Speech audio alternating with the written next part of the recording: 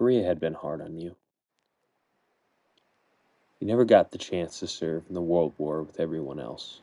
Too young, too sickly, too strange. So when this new war began, you saw it as an opportunity to right the wrongs of your past. Finally, you would be able to fight for your home, for your freedom, to prove that you had honor, that you had courage. They told you that was the best way to do that, but they never told you about the blood.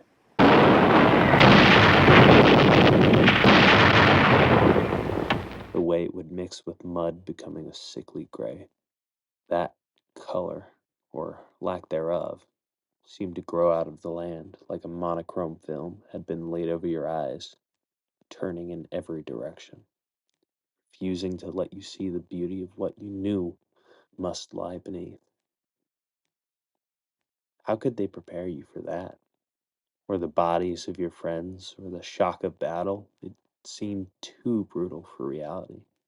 Yet there you were, praying that each moment would last a little longer, even as you wished for it to end. Seeing those things does something to man. Leaving that scenery behind, knowing that not an inch of ground was gained or lost, just compounded that something. That's over now. You're heading home. Before you left, you had been stationed in Hawaii, setting of the incident that led you and your friends to enlist in the first place. You came for duty, but stayed for the beauty. You never saw water so blue, nor flowers so lovely, nor a woman so beautiful. She took you in at first sight, like a siren, luring you in. But death didn't wait for you at the end of her song. Not like the song that brought you into the war. No. There was only love there. Her beauty and light had brought you through the battlefield, just as you promised her you would. Just like she promised you that she would. 20 and a half. Now the boat was getting ready to dock. She was only moments away. The year was 2002. The location, Ann Arbor, Michigan. Joe's driving back from filming a wedding with his friend and fellow film major, Andrew Lork, when Andrew played a CD of his roommate's band, Listed Black. Joe didn't think much of it at the time until he was attending a musicology lecture.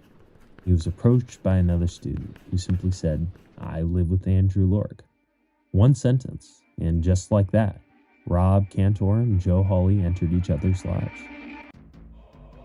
The two began meeting up semi-frequently, swapping emails to send each other recordings of music they made, as well as recordings of other projects like Joe's comedy troupe, Anonymous, which Rob would later go on to join. Over the course of these emails, Rob sent recordings of himself performing with his band, then called 540, at the time made up of Andrew Horowitz and Subin Seji. For Joe's part, he showed Rob some covers he recorded of Beatles and David Bowie songs, which seemed to impress Rob enough that he asked Joe to join his band. Joe agreed, but he didn't have any prospects of committing to the project, as the idea of being in an actual band never really occurred to him. After a few gigs as a backup musician for the band under several different names, his non-committal attitude persisted. He didn't feel like part of the band, but that changed when he suggested they change the band's name to Tally Hall, after the first food court in the United States and home to Marvin's Marvelous Mechanical Museum, a strange arcade-like emporium filled with odd machines and mechanical attractions. It wasn't a well-known location outside of Michigan, but for those who knew about it, it meant a great deal of importance, and to Joe's surprise, everybody loved the idea. Seeing the group adopt the title was the first time that Joe felt like he was truly a part of the group, and it gave him a reason to see this as something worth pursuing. So, perhaps it's no surprise to anyone that not long after, Joe would find himself spending a sleepless night with a guitar in his hand, writing his first song for the band. A song about time. A song that would heavily influence his songwriting for the rest of his life. A song called Ruler of Everything.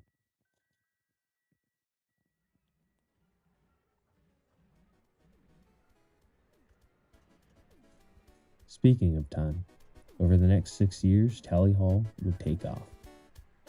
In 2003, the band started appearing at shows with matching uniforms of white shirts and black pants, with color-coded ties being the only thing to distinguish the members, a decision that greatly helped them stand out from other college bands in the area, though not as much as their songs.